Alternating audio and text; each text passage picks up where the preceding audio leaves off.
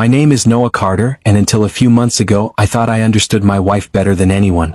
We'd been married 8 years. Lived in a quiet neighborhood. Shared dreams, bills, and every ordinary detail of life. I believed we were solid. Steady. Predictable in all the comfortable ways a marriage should be. But I was wrong. Because my wife, Elena, had secrets. It started with what she called her midnight walks.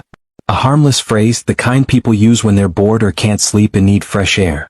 The first night she did it, she told me she needed to clear her head. I didn't think twice. She grabbed her hoodie, kissed me on the forehead, and stepped outside. I didn't even check the clock. She returned about 30 minutes later and slipped back into bed without a word. But then it happened again the next night. And the next. Always around midnight. Always alone. Always returning quietly, like she hoped I'd sleep through it. At first I chalked it up to stress. Elena's job at the community center was overwhelming sometimes. Kids acting out, tight budgets, difficult parents. She carried other people's problems home more often than not. Maybe the walks helped her breathe. But soon little things started bothering me. She'd get dressed before leaving, not hoodie and pajama pants, but jeans and a fitted top. Sometimes she brushed her hair before going. Who does that for a late night stroll alone? And she always walked in the same direction. Toward the old town blocks, not the safer, better lit park path she used to love. Each night she came back smelling faintly of something I couldn't place, like old brick buildings and cigarette smoke. She didn't smoke. And she didn't know anyone who did. One night, when she slipped back under the covers, I murmured, half awake, "Everything okay?" She whispered, "Yeah. Just needed some air," and turned away. But the sound of her voice felt wrong. Like she was scared I might ask more. That was the first night I felt a knot in my chest. I told myself not to overreact. People change. People need space. I didn't want to smother her. But after 2 weeks of these midnight walks, each lasting around 40 minutes, my curiosity turned into quiet dread. One evening, I stayed up later than usual, pretending to scroll my phone. Elena sat next to me reading. She was tense, though she tried to look relaxed. Every few minutes, she glanced at the clock. Just before midnight, she closed her book, stood, and stretched. "I think I'll go for a walk," she said casually. I forced a smile. "You okay?" "Yeah, just restless." She tied her hair into a loose ponytail and slipped on shoes. But what caught my attention was her lipstick. Subtle, but definitely there. "Why lipstick for a walk?" I asked lightly. She froze for a split second. "Oh, I didn't even realize. Habit, I guess." She avoided my eyes, grabbed her keys, and left. As the door closed behind her, I felt something cold settle into me. I waited a full minute, then stood and looked out the front window. I watched her walk down the street, same direction as always. My hand hovered over the doorknob. Should I follow? Confront her? Demand answers? No, not yet. If something was happening, I needed to understand it before accusing her. She'd always been sensitive, private. If I confronted her without proof, she might shut down, or worse, hide things better. So I stayed up, staring at the ceiling, imagining every possibility. Was she meeting someone? Was she involved in something dangerous? Someone sick? Doing drugs? Helping someone? My mind ran wild. When she returned, she moved quietly, thinking I was asleep. I kept my breathing slow and steady.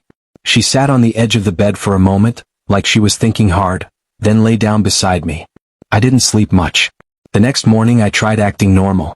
Made coffee. Asked about her day. She smiled, tired but distant. She didn't mention the walk and I didn't bring it up. But I studied her closely, hands shaking slightly as she buttered toast. Eyes a little too unfocused. Something was eating her alive. That evening she suggested we watch a movie. She curled under my arm, laughing at the funny parts. But it felt forced. Like she was performing normal. At 11:55 p.m., she excused herself to use the bathroom.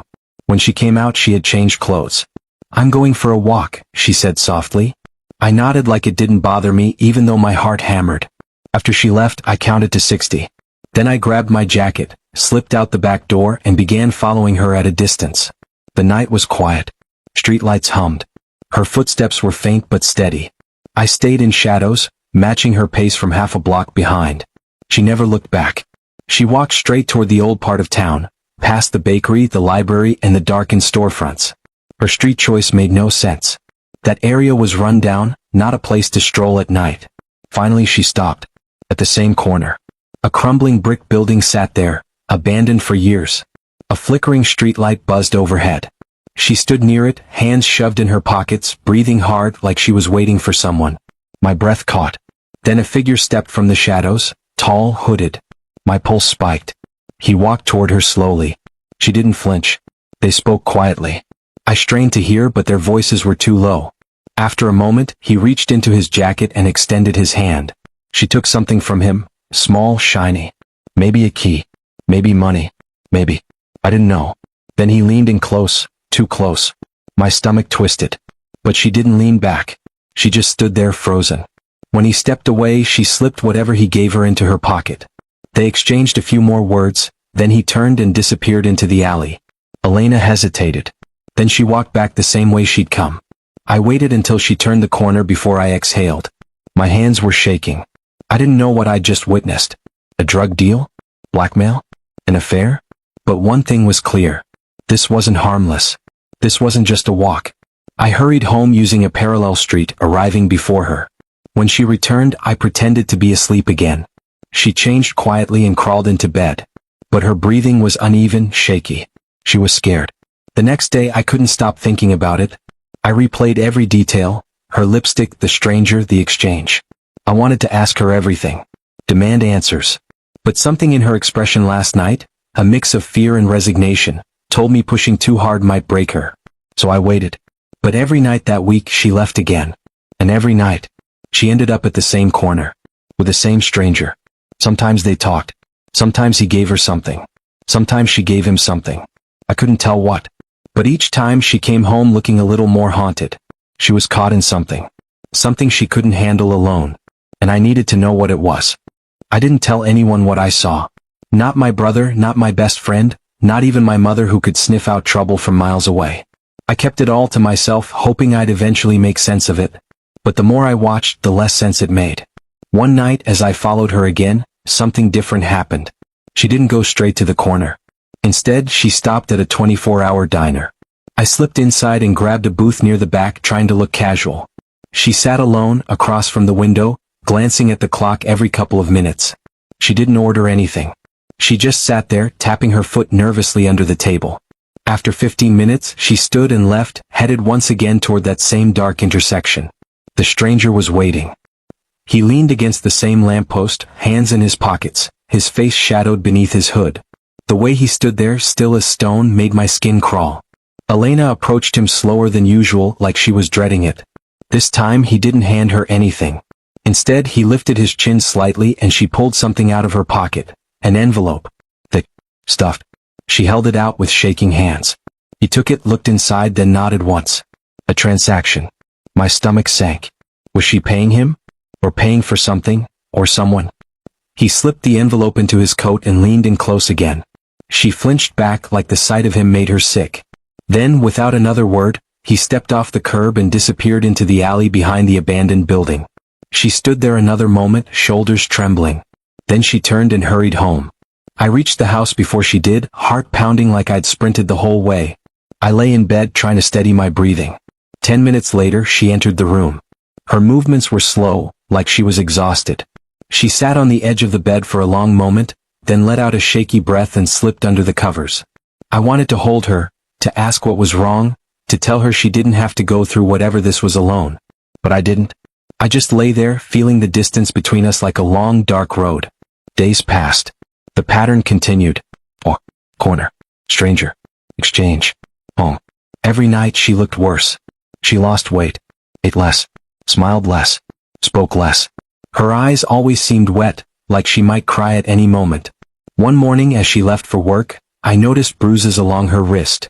All different shapes, some small, some spread out like fingers had gripped her too hard. Elena, what happened? I asked, trying not to sound panicked.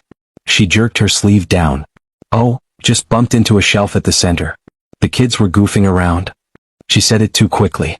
I reached out, gently taking her arm. She pulled away like she'd been burned. Elena, I whispered. Talk to me. I'm fine, she said sharply. I'm late. We'll talk later. But we both knew we wouldn't. She rushed out the door. I stood there, staring at the empty space she left, feeling something cold settle in my bones. That day I couldn't focus at work. I kept replaying every detail. The bruises. The stranger. The envelope. Her fear. The way she flinched when I touched her. This wasn't cheating. This was worse. When she came home that evening, I tried again. Are you okay? She gave me a tight smile. I'm just tired. Elena. I said I'm fine. Her voice cracked on the last word. Then she rushed into the bathroom and locked the door. I heard her crying behind it. I leaned my forehead against the wall outside, helpless. I wanted to break the door down. I wanted to hold her. I wanted to scream. But I did none of that. I just listened until the crying stopped. Later, she came out with her face washed and pretended nothing had happened. We ate dinner in silence. She barely touched her food. Then, just before midnight, she grabbed her jacket. I'm going for a walk, she said. This time I didn't follow. Instead, I grabbed my keys and drove ahead of her, parking a block away from the corner. I waited in my car, lights off, heart thudding. She arrived just a few minutes later. She wasn't alone. The stranger was already there, but now he wasn't standing. He was pacing, agitated. When she approached, he grabbed her arm hard, pulling her close. I saw her wince. She tried to pull away, but he tightened his grip. He leaned in, talking fast, angry. She shook her head repeatedly, pleading. My body took over before my brain caught up. I was out of the car and sprinting across the street. My footsteps echoed on the pavement. Hey! I shouted. The hooded man's head snapped toward me. Elena froze. He released her arm and stepped back. For a moment he just stared, like he was deciding whether to run or fight.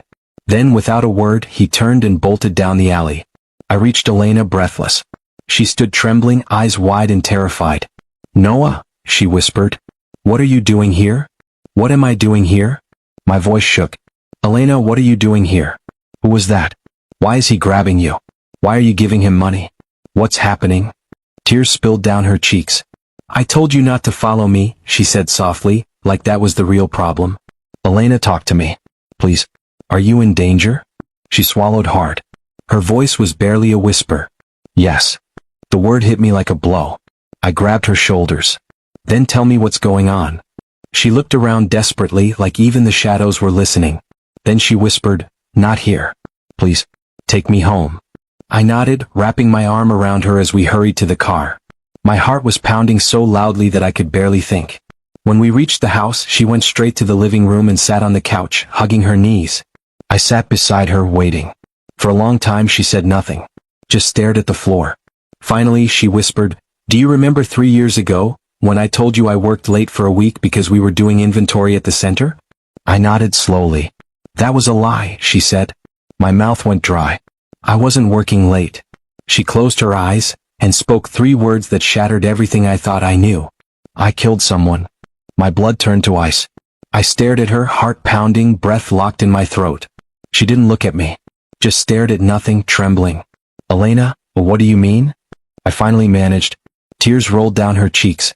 I didn't mean to. It was an accident. But he knows. Who knows? The man at the corner. He saw everything. She wiped her face, voice cracking. He's been blackmailing me ever since. For a long moment I couldn't speak. The words hung in the air, heavy and impossible to ignore. I stared at her, trying to reconcile the woman I married with the confession that had just shattered my world. Elena, how? My voice was barely more than a whisper. She swallowed, hands shaking. His name was Marcus. He came to the center a few times. Not for help, just hanging around. He made the staff uncomfortable, but no one could do anything because he never did anything big. She took a deep breath, eyes distant. One night, I was closing up alone. He came inside high, drunk, something. He tried to force himself on me. Her voice trembled as she continued. I fought back. I grabbed whatever I could reach, this heavy metal tool from the supply closet. I swung. I didn't even think. He fell. Hit his head. I felt my heart hammering against my ribs. She kept talking, tears streaking down her face. He wasn't moving. I checked for a pulse. Nothing. I panicked. I didn't know what to do. I called 911, but then, before I could talk, before anyone picked up, I hung up. Elena. She shook her head. I dragged him into the alley behind the center. It was raining. Pouring. I thought maybe someone would find him and think it was a fight, a robbery, anything but me. She wiped her eyes, staring blankly at the wall. The next morning I watched the news. They found a body. John Doe. No witnesses. No cameras. No suspects. My breath caught. Why didn't you tell me? Her voice cracked. I was scared. I thought if I told you, you'd see me differently. Hate me. Leave me. And it was over. Or so I thought. She twisted her fingers in her lap. 3 weeks later, I received a letter. No return address. No message. Just a photo. She looked at me with haunted eyes. A photo of me, dragging the body behind the center. My blood turned cold. Elena continued. There was a phone number on the back. No name. I called. He answered. Said he knew everything. Said he'd planted cameras weeks earlier hoping to record drug deals, but he got me instead. And unless I paid him, she shook her head. He'd turn everything over to the police. I clenched my fist. So you started paying him? She nodded. At first it was small amounts, a few hundred. Then it grew. He always wanted more. Said someone was helping him, someone dangerous. I didn't know what else to do. Her voice broke apart. He said if I didn't keep paying, he'd say I murdered Marcus deliberately, that I'd rot in prison, that he'd ruin you too. He knew where you worked, where we lived, everything. I felt rage swell inside me, hot and nauseating. Why didn't you trust me? Why deal with this alone? I couldn't drag you into it, she whispered. I already destroyed one life. I didn't want to destroy yours too. I shook my head. No, I'm your husband. We're supposed to face things together. She finally looked at me, eyes brimming with fear. I thought if I kept paying he'd stop, but he didn't. It only got worse. I leaned back trying to breathe. My mind spun. So the midnight walks, you were meeting him? She nodded. He always chose different places at first, but last month he made me go to that same corner every time. He said it made him feel safe. I think he liked knowing he controlled me. I stared at her bruised wrist. He hurt you. She looked away. Only when I didn't bring money, or when I said I didn't have enough. My hands trembled. This is blackmail, assault, coercion. I know, she whispered. I ran both hands through my hair, pacing. The walls felt like they were closing in. We need to go to the police. No, her voice was sharp, immediate. Elena. No, Noah, she nearly shouted. He said he'd release everything. You don't understand. The footage, it looks deliberate. He cut it to look like I attacked Marcus out of nowhere. It doesn't show what he did to me beforehand. No struggle. No context. My stomach twisted. So it looks like murder. Yes. But there must be evidence. There isn't, she whispered. He cleared everything. He told me he'd been watching the building for weeks. He knows that street better than anyone. He's done this before. He said he could make anyone disappear. I stared at her in horror. Disappear? She nodded, eyes distant. He said he's done it. A chill crept down my spine. We can't keep doing this. He'll bleed us dry. Or worse. Her voice was flat. I know. I knelt in front of her, taking her shaking hands in mine. Why didn't you tell me earlier? We could have handled it together. Tears spilled again. Because I didn't want you to look at me and see a murderer. I held her tightly. You survived. You defended yourself. That's not murder. She clung to me like she was drowning. I didn't know what to say. I didn't understand all of it, not yet. But I knew one thing. I wasn't letting her face this alone anymore. After a few minutes, she pulled away, wiping her eyes. There's more, she whispered. My pulse quickened. More? She nodded. He wants one last payment. A big one. And he said if I don't bring it, he'll come to the house. I felt ice settle in my chest. When? Elena lifted her trembling hand. Tomorrow night. The words struck like lightning. I stood, mind racing. We're not paying him. Not again. He said it's the last time. It won't be. I shook my head. It never is. He'll keep coming. She looked so small. What do we do then? I stared at the window where darkness pressed against the glass. We fight back. She stared at me horrified. Noah, he's dangerous. So am I said, surprising myself. She flinched. If we go to the police, he'll try to stop us. Maybe worse. I took a breath. But we can't let him control you anymore. We need evidence.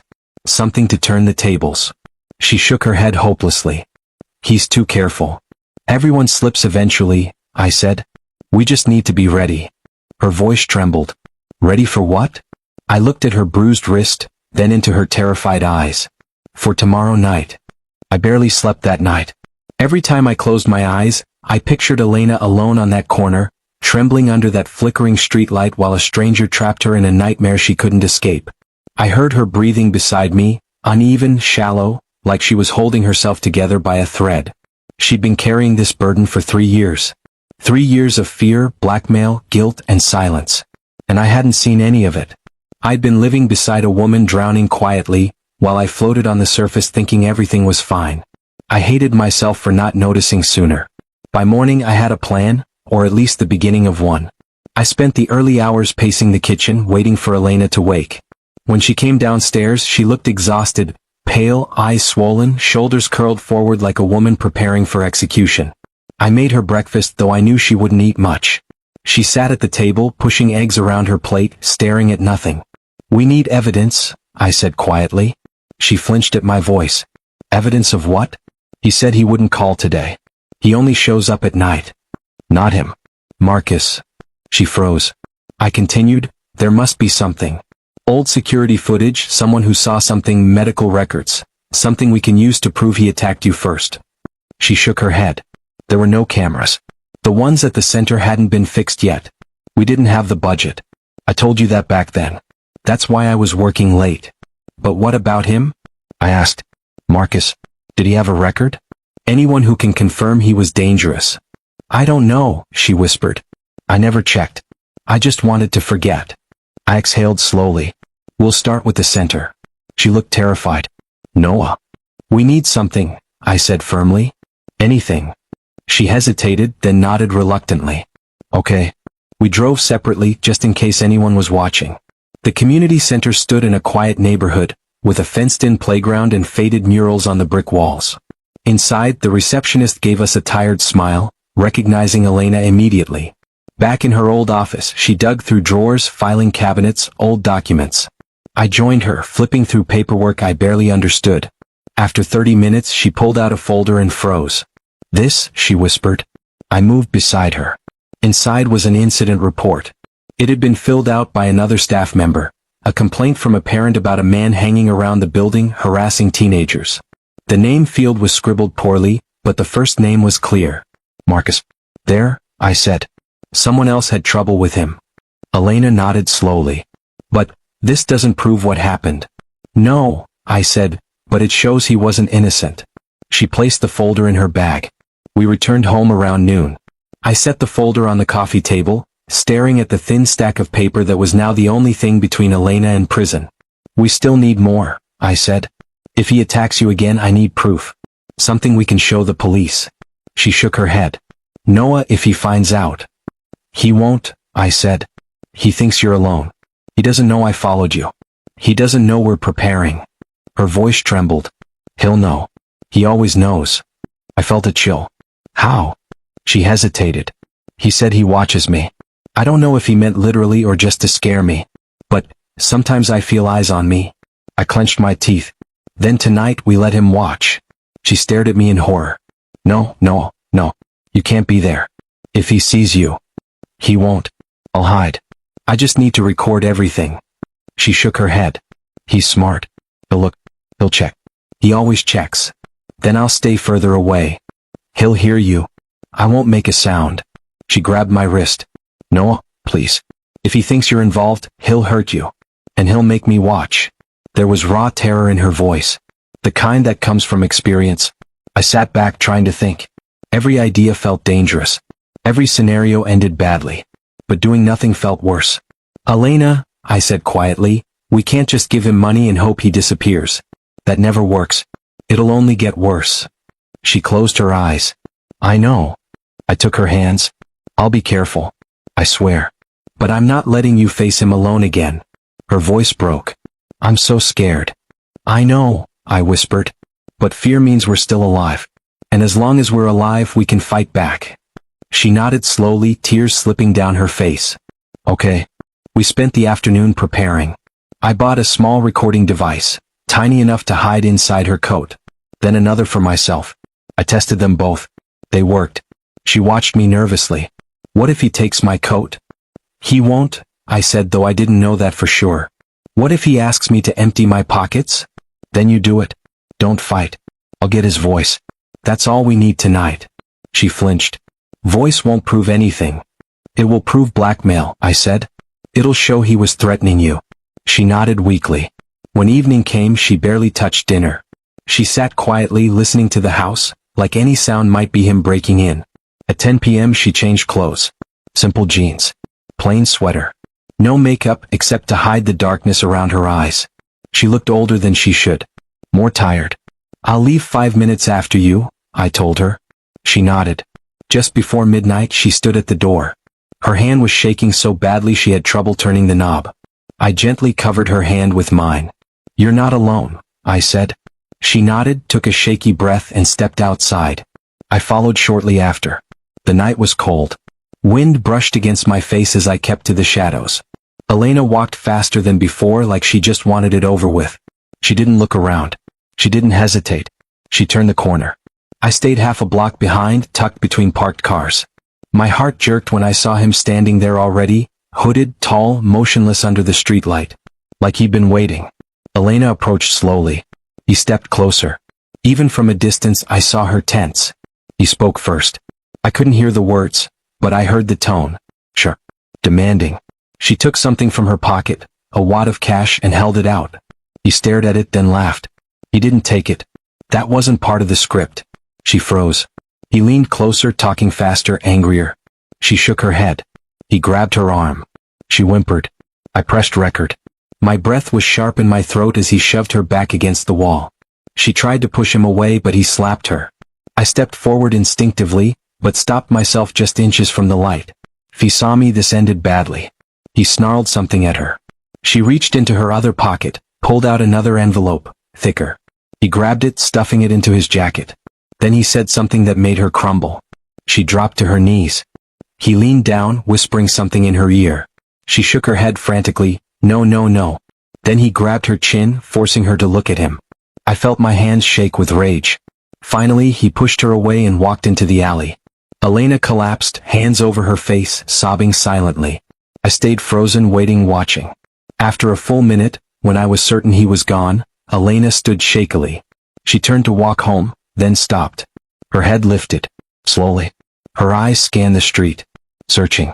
For him? No. For me. When Elena's eyes swept the street, they were wild, full of fear that anyone was watching. I ducked lower behind a parked SUV, holding my breath until my lungs burned. She stared in my direction for several long seconds. I thought she might see me. I thought she might scream. But finally she looked away and kept walking. I waited 10 seconds, then followed. Her steps were shaky, uneven. Twice she stumbled. She kept her arms wrapped around herself like she was trying to hold her body together. We didn't speak, not until we reached the house. She unlocked the door with trembling fingers, stepped inside, and I followed quietly, locking it behind us. She didn't move from the entryway. Just stood there, staring at the floor, as if the weight of the world had been dropped onto her shoulders. Elena, I whispered. She shook her head. Don't talk. I swallowed hard. I gave her space, watching as she walked numbly to the living room. She sat on the couch, staring blankly ahead like her soul had slipped out of reach. I took a seat across from her, waiting. Silence stretched between us like a suffocating blanket. After several minutes, she blinked slowly. He wants more. My stomach twisted. More money? Yes. More money, more time, more? She shuddered. He said if I didn't agree, he'd visit our home next time. My blood ran ice cold. He threatened to come here? She nodded, hugging herself tighter. He said he's tired of me stalling. He wants everything he originally demanded, or he'll come inside and take what he wants. Rage flared inside me, hot and uncontrollable. We're done playing his game. We go to the police tomorrow. No, she cried, sitting up suddenly. No, the police will arrest me. They'll say I ran, that I hid, that I bribed him. They'll say I knew what I did was wrong. You were assaulted, I said firmly. He is the criminal. They won't believe me. There's no proof. She pointed to the folder on the table. One complaint isn't proof. A recording doesn't show what happened 3 years ago. I leaned forward. Then we'll make proof. She stared at me, confused and terrified. What do you mean? We set a trap. She shook her head wildly. No, no, no. He's too careful. Everyone slips eventually, I said. We just need him to say the right words on tape. He never says anything specific. He's careful. He talks around it. He hit you tonight, I said quietly. That's a crime. I got that too. Her eyes widened. Did he see you? No. I stayed back. She sank into the couch, covering her face. He'll know. I know he will. I didn't argue. Her fear ran deep, deeper than anything I'd seen. But fear wasn't a reason to stop. Fear was a reason to fight. We're not doing this alone, I said. She looked up slowly. What do you mean? I'm calling Owen. Her expression tightened. Your brother? The police officer? He has connections. If he doesn't help, he'll know someone who will. She flinched. We can't tell anyone. We already did, I said. We told each other. I paused. And I'm not letting you drown in this anymore. She looked away, tears gathering again. I never wanted you involved. It's too late, I said gently. You're my wife. Everything that happens to you happens to me. She shook her head. I don't deserve that. You didn't deserve what he did, I corrected. That ends now. I left her on the couch and stepped into the kitchen, dialing my brother. It rang twice. Noah? It's late, he answered groggy. I need help. Something in my voice must have alarmed him because he woke instantly. Where are you? At home. Can you come? I'll be there in 10. He hung up. I returned to Elena. She hadn't moved. Her hands were still covering her face. I sat beside her, taking her cold fingers gently in mine. She didn't pull away. That alone felt like a small victory. Minutes later, there was a soft knock. I opened the door to find Owen, tall, serious, already dressed like he was heading into work. He stepped inside, eyes scanning me, then the room, then Elena. What's going on? He asked. I motioned him to sit. Elena barely lifted her head. I explained everything, from the midnight walks to the attack to the blackmail, to the man named Marcus who'd been controlling her with threats for years. I kept my voice steady, though every memory sparked fresh anger. Owen listened, his jaw tightening the longer I spoke. When I finished, he leaned forward, elbows on his knees. Elena, he said gently, why didn't you go to the police 3 years ago? She whispered, I tried to forget. I told myself it wasn't real. It was easier, if I pretended. He nodded slowly. I understand. But this isn't going away. Men like him don't stop. I know, she whispered, voice breaking. I just didn't want Noah to know. I didn't want him to see me broken. My heart cracked. Owen continued, we need to identify this guy. Do you know his full name? No, just Marcus. He was new to town back then. Owen nodded. I'll run the recording through the system, see what comes up. Voice recognition may not help, but it's a start. He wears a hoodie, I said. Covers his face. Most cowards do. Owen paused. Did you get video? No, just audio. That's something. He turned to Elena. We'll need you to make a statement. She froze. I can't. You can, I said gently. You won't be alone. She looked between us, then slowly nodded. Owen exhaled. Okay. Tomorrow morning you come with me. We'll do it quietly so it doesn't go through public channels yet. But I attacked him, she whispered. I stabbed him. Owen raised a brow. Good. Then softer, it was self-defense. That matters. She held her breath. What if he told the police first? Owen shook his head. If he had, you'd have been contacted long ago. Men like him don't risk exposure unless they're desperate.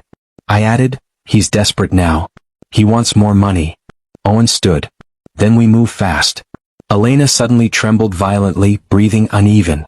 I wrapped an arm around her. It's okay, I murmured. We have help now. But she shook her head. You don't understand Noah. When he gets angry, he changes. He's not human. He's human, Owen said firmly. Just a predator. And predators fall. She stared at him, then nodded faintly. Owen placed a hand on my shoulder. Clear your schedules tomorrow. No one knows about this but us. We're going to handle it. He left shortly after. When the door closed, Elena collapsed into my arms. I held her tight, whispering promise after promise, words she didn't fully believe but needed to hear. Later, after she went upstairs, I sat alone replaying the audio I recorded of Marcus. His voice slithered through the speaker, low, commanding, cruel. The way he spoke to her made my skin crawl. He talked like he owned her. Like she was his property. I stared at the recorder, fists clenched. Tomorrow couldn't come soon enough. Morning arrived too quickly. I barely slept, and when I did, nightmares twisted through my mind. Marcus's voice, Elena screaming, the streetlight flickering like a dying heartbeat. I woke before dawn, staring at the ceiling, listening to the quiet of the house. For a moment I thought maybe she'd slipped out again. But when I turned my head, she was still beside me, curled into a tight ball, breathing softly. I brushed a hand across her back. She stirred, eyes opening slowly, full of fear even before she remembered why. She didn't say anything. She just nodded, like she'd already decided to face whatever came. We drove together to meet Owen at his office. Elena held my hand the entire ride. Her palm felt cold, like she was slowly fading. I squeezed her fingers tighter so she'd know she wasn't alone. Inside, Owen greeted us with a stern look, his badge clipped to his belt. He led us to a small, private room. Not an interrogation room, just a quiet space with a table and 2 chairs. Elena sat across from him, trembling. I sat beside her, never letting go of her hand. Owen turned on a small recorder. Whenever you're ready, tell me what happened 3 years ago. Elena's voice shook as she spoke. But she told everything. The nightly walks, the night she was attacked, how Marcus dragged her behind the community center, how she fought, how she stabbed him, how she ran. Each word was like tearing open an old wound. She cried halfway through, covering her face. I wrapped my arm around her, whispering encouragement. When she finished, Owen nodded. You did the right thing today, he said. We can work with this. He collected the recordings we'd made from the night before. He listened quietly, jaw clenching when Marcus struck her. He's slipping, Owen said. He's getting violent again. That helps us. Elena shuddered. He said he'd come to the house next time. He won't, Owen replied firmly. We'll have officers watching nearby. He won't get close. He stepped away to make some calls, leaving us alone. Elena leaned into me exhausted.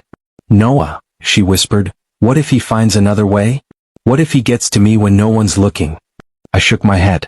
He won't. He doesn't control your life anymore. Her eyes filled. I'm so tired of being afraid. I pulled her close. Then we'll burn this fear to the ground. Owen returned 10 minutes later. We found something, he said. A man matching Marcus's description was treated for a stab wound 3 years ago. Fake name, fake address. But it's a start. We'll put out feelers, see if anyone can identify him. Elena's breath hitched. So he's real. There's a record. Yes, Owen said. Which means you're not crazy. And you're not alone. For the first time, Elena's shoulders loosened a little. When he contacts you again, Owen continued, you tell us immediately. We'll set the trap. We'll be ready.